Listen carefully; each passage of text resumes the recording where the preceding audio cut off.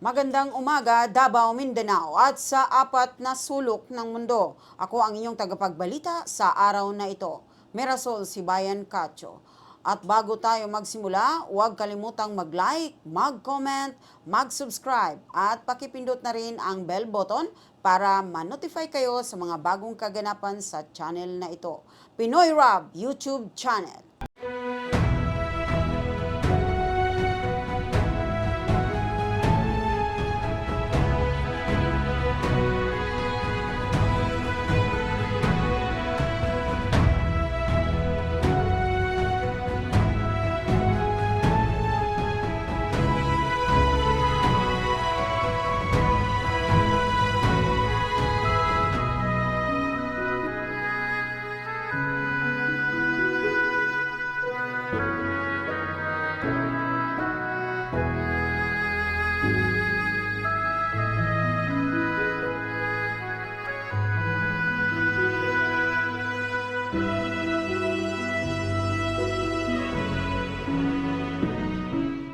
Mga ulo ng mga balita, pagtaya ng panahon, matinding init at mga pagsabog ng kidlat na inaasahan sa buong Pilipinas.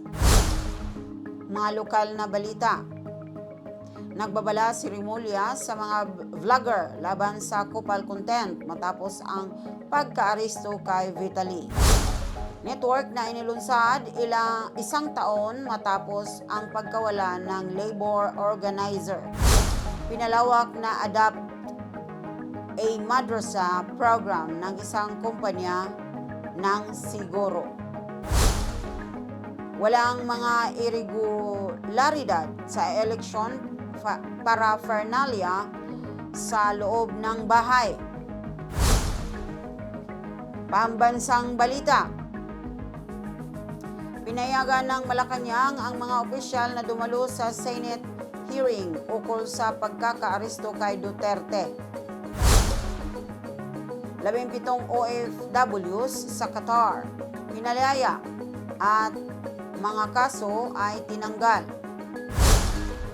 International na balita. Ang kupunan ni Trump ay nagbigay ng magkahalong mensahe ukol sa negosasyon ng taripa. Ito ay isang pambagsak na bola. Isang dating manggagawa ng DOGE ay naglarawan ng pagsisikap na pinangunahan ni Musk upang magtanggal ng mga ahensya ng gobyerno mula sa loob. Balita sa Aliwan. Jay North, ang TV's mischievous Dennis Dominguez, umanaw na sa edad na 73. Nagpasakit ang pusong Amy Lou Wood sa White Lotus Season 3 finale. Balita sa palakasan. Inantala ang laro ng rugby matapos ang parachutist na nakasabit mula sa bubong ng stadium bago magsimula ang laro. Si Alyssa Liu ay muling nahulog sa pag-ibig sa isang sport na dati niyang kinamuhian. Trivia. Alam mo ba, ang Pilipinas ay nangunguna bilang coconut king ng mundo.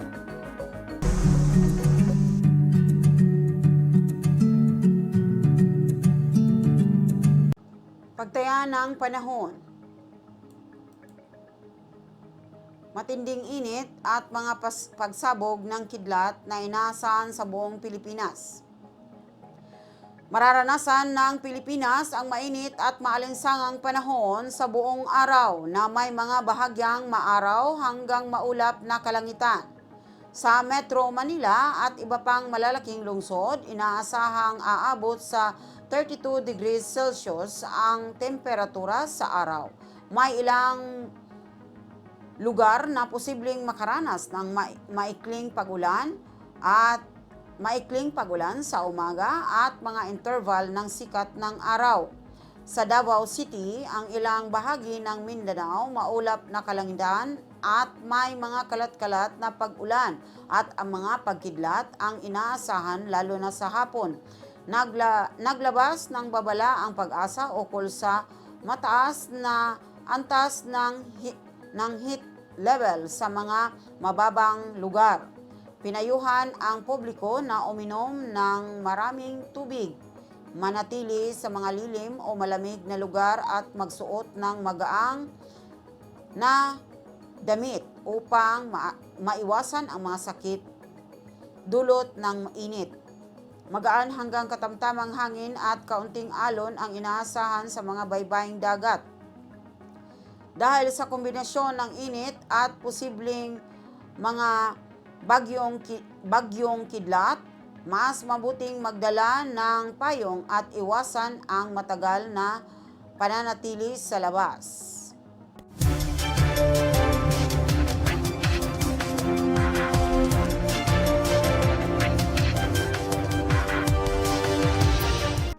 Mga lokal na balita. Nagbabala si Remulla sa mga vlogger laban sa kupal content matapos ang pagkaaresto kay Vitaly. Nagbabala si Kalihim Zonvic Remulla sa mga vlogger na huwag gumawa ng mga nakakainsultong kupal content matapos maaresto ang Russian-American vlogger na si Vitaly Zodorovetsky dahil sa pananakot sa mga Pilipino sa Boracay at BGC para sa kanyang online na content. Binanggit ni Remulla na may responsibilidad ang social media at kailangan parusahan ang pagsasamantala sa iba para sa kita. Iminungkahi niyang baguhin ang mga batas sa cybercrime at libel upang mas maprotektahan ang dignidad ng publiko. Inihain ang mga reklamo laban kay Jorovetsky na kasalukuyang nasa kustodiya at tiniyak ni Remulla na hindi ito may deport hanggat hindi nahaharap sa legal na kahinatnan. Network na inilunsad isang taon matapos ang pagkawala ng labor organizer. Isang taong pagkatapos mawala si labor organizer William Lariusa, inilunsad ng iba't ibang grupo ang Surface William Lariusa Network upang ipanawagan ang kanyang pagbabalik at magtaas ng kamalayan ukol sa mga sapilitang pagkawala. Ibinabahagi ng kanyang anak na si Yasmin ang kalungkutan at galit. Hindi tinanggap ang pagkawala ng kanyang ama bilang normal. Si Lariusa, 64, isang veteranong labor organizer mula sa Kilusang Mayo 1 ay di umano'y inadoktado sa Bukidnon noong April 2024 habang nagtatrabaho kasama ang mga magsasaka. Ang buong network ay nagsanib ng mga simbahan, union at mga tagapagtaguyod at nangako silang ipagpapatuloy ang paghahanap at humingi ng katarungan hindi lamang para kay Lariusa kundi para sa lahat ng mga desaparecidos.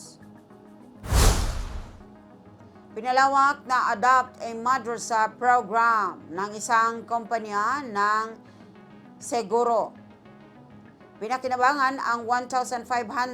Makikinabang ang 1,500 mag-aaral at guro mula sa 9 na madrasa sa Davao City, Cagayan de Oro at Zamboanga mula sa pinalawak na Adopt a Madrasa program ng Pro-Life UK.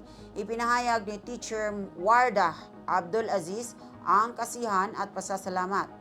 Sinabing ito ang unang pagkakataon na may pribadong grupo na nagbigay ng suporta at binanggit na ang tulong mula sa mga lokal na gobyerno ay madalas ay limitado at pinipili. Ang mga donasyon ng mga pasilidad ay bihira, kaya't malaking tulong ang inisyatibang ito sa kanilang mga paaralan. Walang mga irregularidad sa eleksyon para paraphernalia sa loob ng bahay. Nilinaw ng Commission on Elections, COMELEC, na walang mga irregularidad kaugnay ng mga eleksyon para paraphernalia na nakatago sa isang tahanan sa Buhangin, Davao City. Ang mga kagamitan kabilang ang mga Starlink devices at solar panels mula sa contractor na i1JV at Ardent Networks ay pansamantalang nakaimbak doon bago ipadala sa mga voting at canvassing centers bago ang April 15, 2025 para sa halalan sa Mayo 12.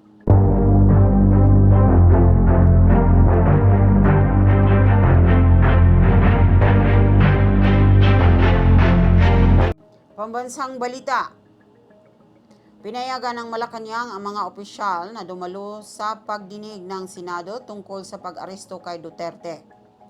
Pinayagan ng Malacanang ang mga pangunahing opisyal ng gabinete na dumalo sa pagdinig ng Senado tungkol sa pag-aresto kay dating Pangulong Rodrigo Duterte.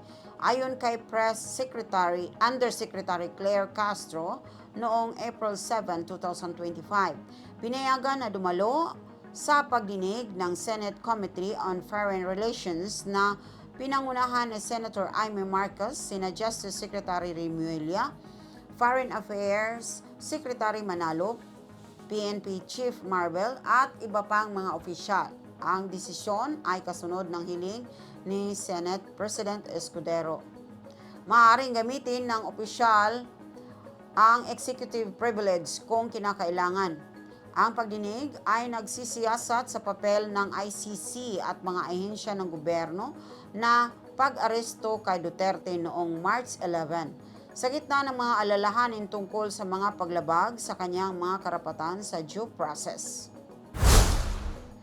17 OFW sa Qatar pinalaya, mga kaso ibinasura. 17 Pilipinong manggagawa sa Qatar na inaresto dahil sa umano'y iligal na pagtitipon ay pinalaya na at ang mga kaso laban sa kanila ay ibinasura ayon sa anunsyo ng Palace Press Officer Claire Castro noong April 7, 2025. Inabisuhan ni Qatari Ambassador Ahmed Assad Al-Humidi si Pangulong Marcos ng personal. Tinawag itong tanda ng malakas na ugnayang bilateral. Ang mga OFW ay inaresto matapos magprotesta laban sa pag-aresto kay dating Pangulong Duterte. Bagamat walang formal na kasong isinampa, maaari pa silang maimbestigahan. Maaari na silang bumalik sa trabaho o umuwi. Nagpaalala si Migrant Workers Secretary Hans Kakdak sa lahat ng OFWs na igalang ang mga batas ng bansang pinagtatrabahuan upang maiwasan ang katulad na insidente.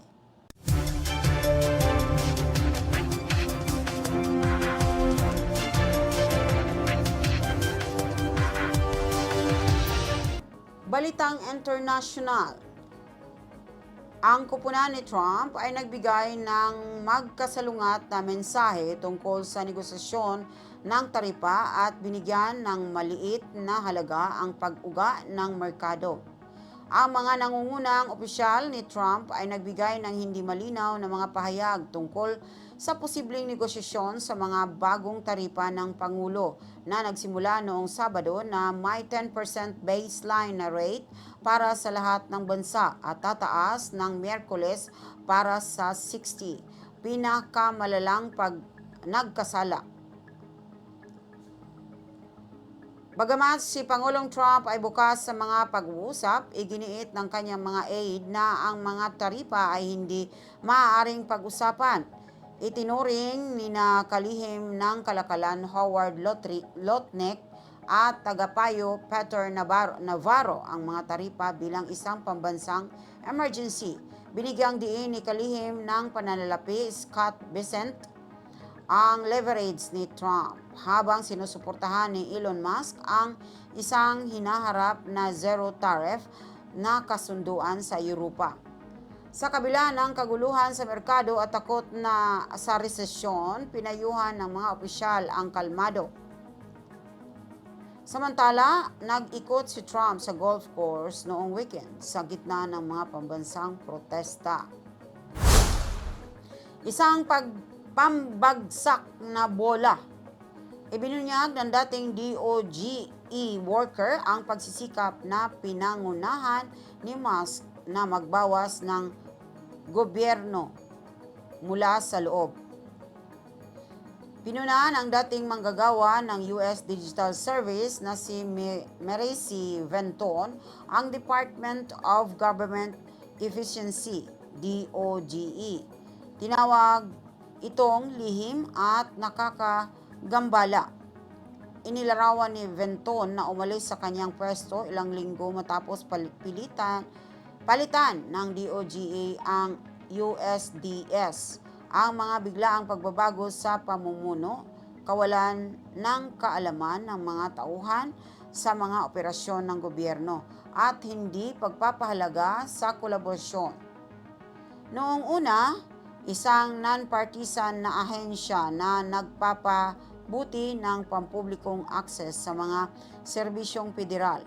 Ang USDS ay naging DOGE sa ilalim ng executive order ni Trump. Ayon kay Venton, ang mga empleyado ay sumasailalim sa mga biglaang interview at hindi tiyak ang hinaharap. Sinundan ito ng malawakang mga tanggalan at kanseladong kontrata. Nagbabala siya na magiging mahirap muling itayo ang mga winasak na sistemang ito. Tumanggi ang mga opisyal ng DOGE na magbigay ng mga pahayag sa CNN tungkol sa kontrobersiya.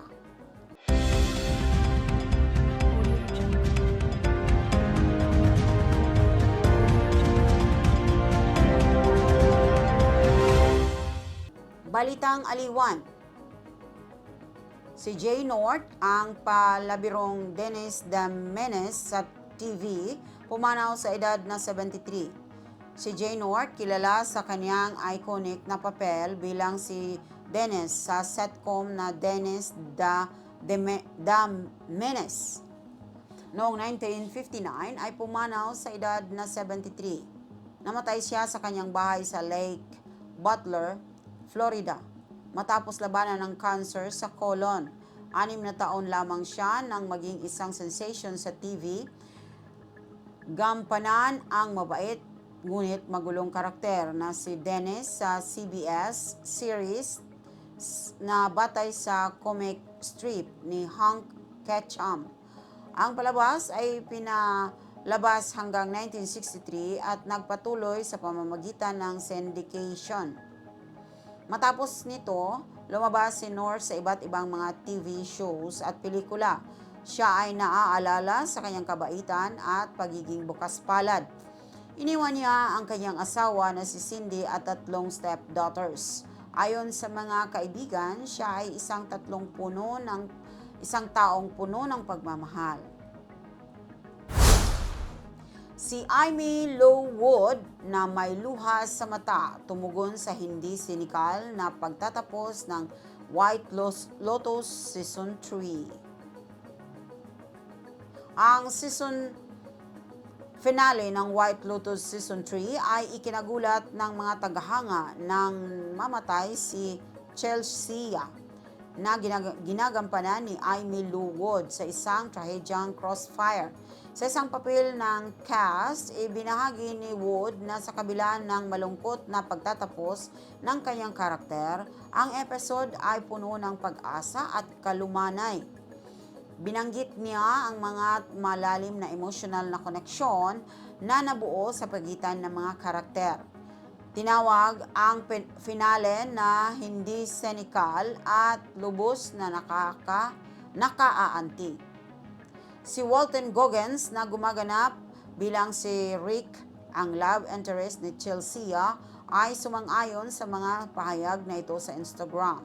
Tinawag ang kanyang kwento na isang love story na nahadlangan ng trauma. Pagtatapos ni Wood, ang karanasang ito ay sumasailalim sa tunay na buhay, pagmamahal at sakit sa loob sa buong panahon.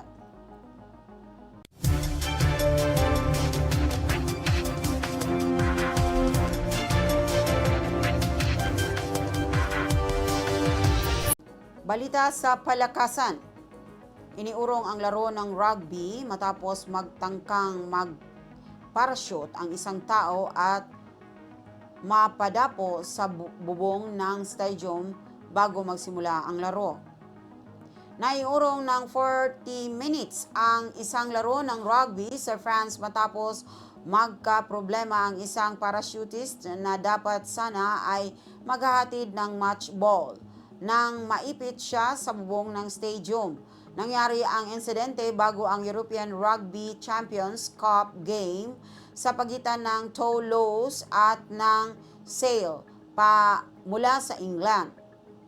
Habang ang iba ay ligtas na nakapaglanding, ang French Army parachutist ay nakabitin sa itaas ng mga stands hanggang sa tulungan siya ng mga bumbero gamit ang isang crane. Buti na lamang at hindi siya nasaktan. Ang mga manonood ay pumapalakpak habang binababa siya. Nanalo ang Toulouse sa huli ng 38-15. Nagpasalamat ang EPCR at Toulouse sa mga emergency teams at ang club ay nagbiro online. Alam naming mabilis ang pag-upo, pero pinipilit niyo yata dito. Si Alyssa Liu ay muling nahulog sa pag-ibig sa isang sport na dati niyang kinamuhian. Nagulat si Alyssa Liu, 19, ang mundo ng figure skating nang manalo siya sa world champion at naging kauna-unahang Amerikanang babae sa loob ng 19 years na nakamit ito. Nagretiro si Liu sa edad na 16 dahil sa burned out at nais ng normal na buhay. Isang skiing trip ang muling nagpasiko ng kanyang pagmamahal sa skating, kaya't nagbalik siya ng emosyonal. Tinalo niya si Kaori Sakamoto mula sa Japan at inialay ang kanyang pagkapanalo sa mga biktima ng isang malungkot na plane crash na kinasangkutan ng kanyang mga kasapi sa skating community. Ngayon ay isang psychology major sa UCLA. Ang kanyang mga mata ay nakatuon sa 2026 Winter Olympics. Sa bagong sigla at layunin, nagsusuot siya ng sapatos na pang-skating. Hindi lamang para sa mga medalya, kundi para sa kahulugan at koneksyon.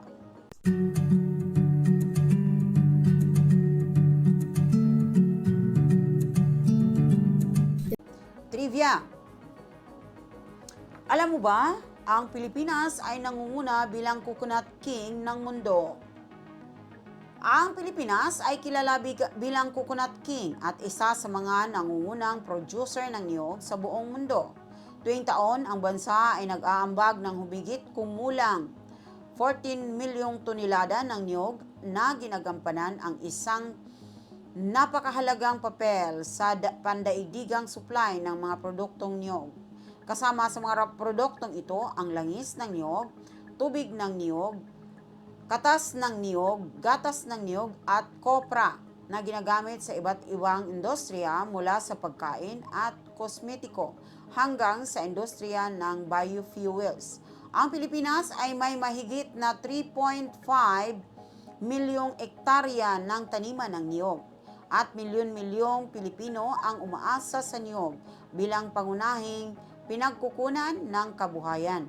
Ang industriya ng niyog ay hindi lamang nakakatulong sa ekonomiya ng bansa, kundi pati na rin sa mga rural na komunidad. Ang bawat bahagi ng niyog, mula sa bunga hanggang sa husk, ay may kapakinabang at ginagamit sa iba't ibang paraan. Dahil sa kanyang taglay na yaman ng niyog, ang Pilipinas ay patuloy na namamayani sa industriya at ang niyog ay nananatiling simbolo ng kasaganahan, likas na yaman at pagiging matatag ng mga Pilipino. Ito ang Pinoy Rob YouTube channel. Inaabot ang mga Pilipino dito at sa ibang bansa. At yan ang mga balita sa araw na ito. Maraming salamat po. Muli, ako po si Mirasul Sibayan Cacho. Magandang umaga, Davao! If you find this segment informative, please click the thumbs up button and subscribe to stay updated with our latest news and share this broadcast to your friends and family. Your support helps us keep you informed. Help us get our first 10,000 subscribers. Your engagement matters. Liking, sharing, and subscribing to our content not only helps more people discover the important stories we bring you, but also supports our team's hard work. It boosts our visibility in the algorithm, making it easier for others to find ways to stay informed.